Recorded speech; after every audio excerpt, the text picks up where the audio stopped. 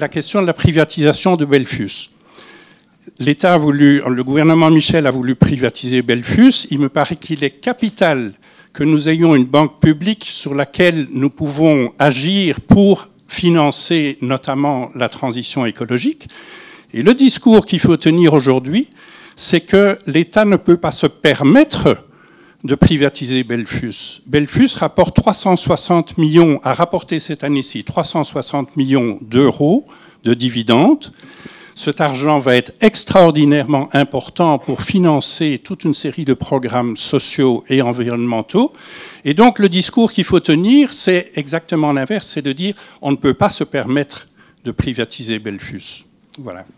Je pense qu'il faut toujours prendre le discours inverse. Pour répondre sur Belfus, c'est assez marrant, mais dans le programme écolo, c'est finalement une des seules mesures qu'on a mis à titre préventive. On a mis clairement que la banque Belfus devait rester dans le giron de l'État. J'étais conseiller communal en 1994 quand on a privatisé le crédit communal, qui est devenu Belfius ensuite, enfin d'abord Dexia. Nous étions seuls au conseil communal pour dire, mais écoutez les gars, de deux choses l'une.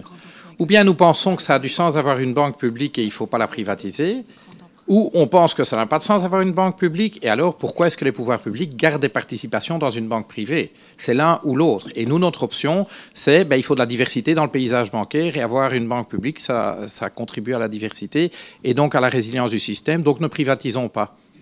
Et on nous a dit, mais allez, vous êtes quand même pas... Vivez avec votre temps quand même.